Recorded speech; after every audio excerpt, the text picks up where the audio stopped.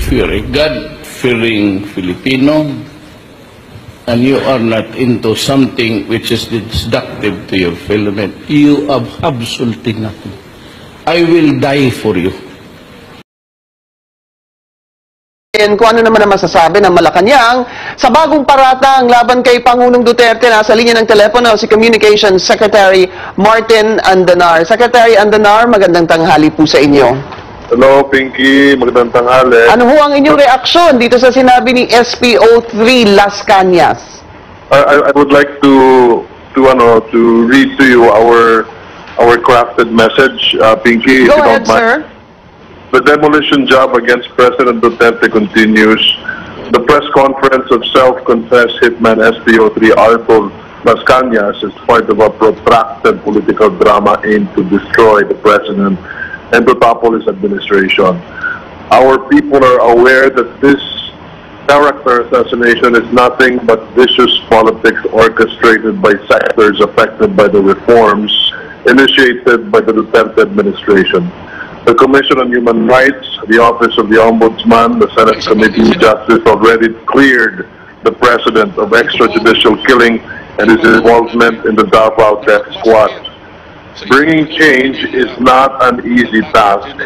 The Duterte administration has disrupted the establishment.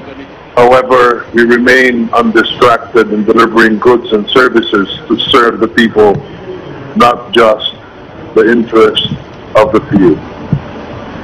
Secretary, that's it, sir?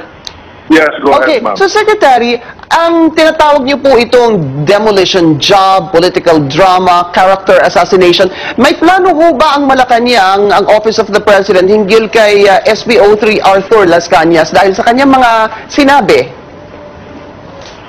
Well, si SPO3 Las Cañas ay kakatapos lang po ng kanyang press con, kani-kanina lamang, and ang gobyerno, ang Administrasyon Duterte, sa pangunguna din po ng ating Secretary Aguirre, ay sasagot din po in a matter of time. Antayin na lang po natin. But what I said earlier is that, alam nyo, lahat po ng timing na ito, yung ingay sa social media about the di umano'y yaman ng ating Pangulo.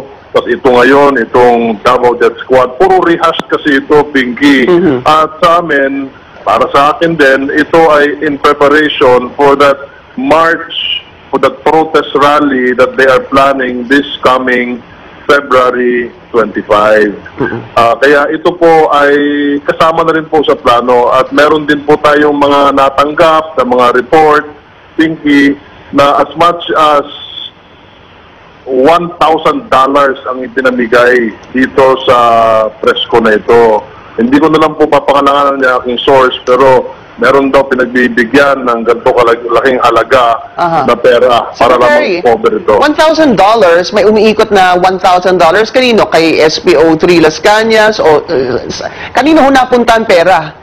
Pinagbibigyan daw ang mga reporter doon sa doon kung saan nangyari. May mga nag-offer daw. Hindi ko lang alam kung tinanggap, pero merong nagsumbong sa akin. May nagsumbong po sa inyo para malinaw, Secretary, that umikot ang $1,000 para ibigay sa mga reporters na nagko-cover dyan sa Senado. Tama ho ba ang aking pagkaintindi, sir?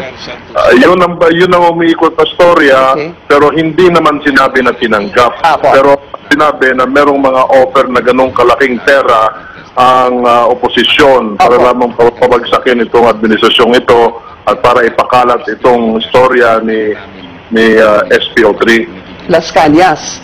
Opo. So yung $1,000, sabi niyo po, nanggaling sa oposisyon. Nanggaling ito, kung sino man ang nagsimula, alam mo, mahirap din sabihin kung kayo nanggaling, kung sabihin natin kay taon to, mahirap magbigay ng pero kung sino man ang naninira sa ating Pangulo ay those who are opposing this administration na naunguna dyan sa nangyari na nga dyan sa may sa may presko na yan, sa Senado. Kumakalat. Senado ay kumakalat itong $1,000, ino-offer di umano sa mga reporters.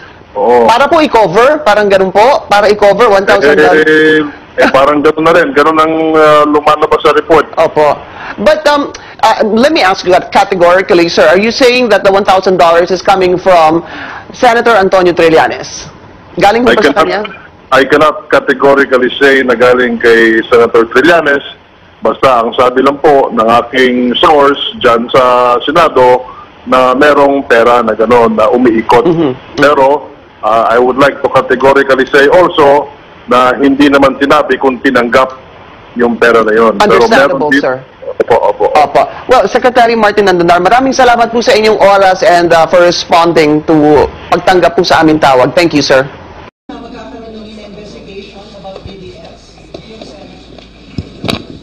Ngayong hapon, I will be making a manifestation and motion na imbisigahan ito as soon as possible ng appropriate Senate committee. About its squad. Nung raid namin yung isang drug den sa Bacaca Heights, Davao City. Dito po, ang City Director ng Davao, kung hindi ako nagkakamali, ay si Colonel Isidro Lapina. Dito po nataasan si Major Ildefonso Asintista na mag-compose ng grupo na gagawa ng assault dito sa bahay ng isang Alan Tancio na believed to be a drug lord. Nag-compose po kami ng grupo.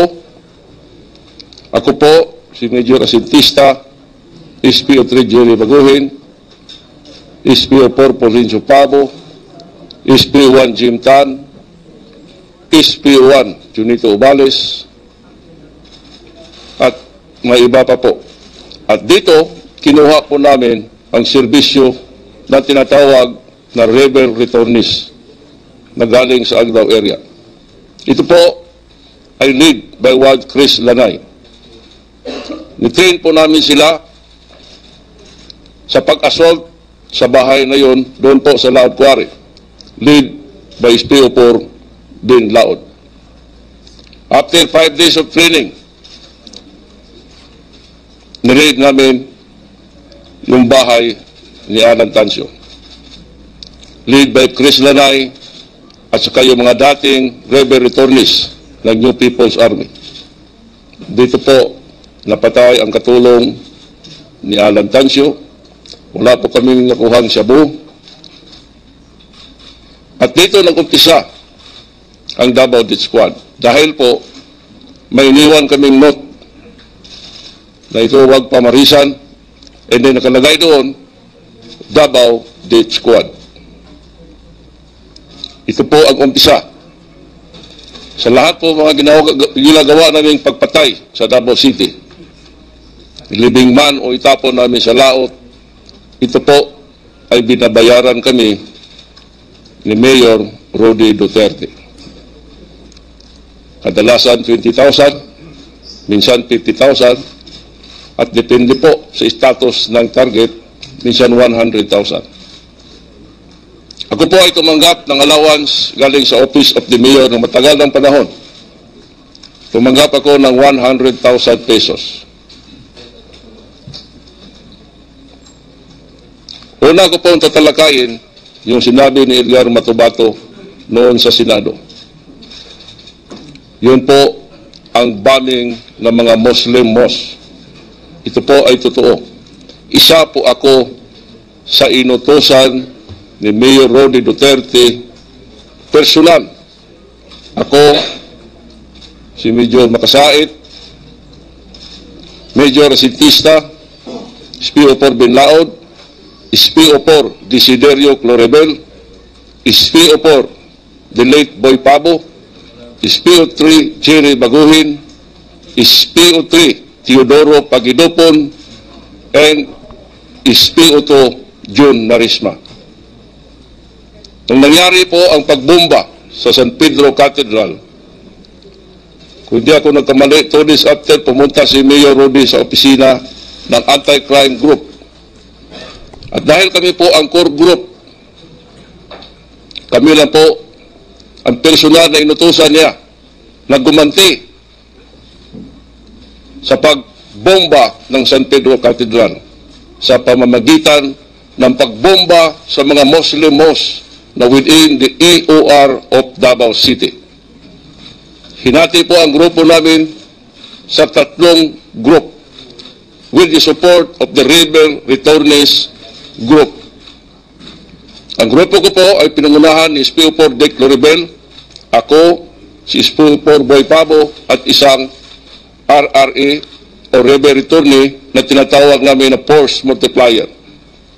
Nasayin po kami na bombahin ang Kamamara Muslim Mosque along the Diversion Road ng Davao City.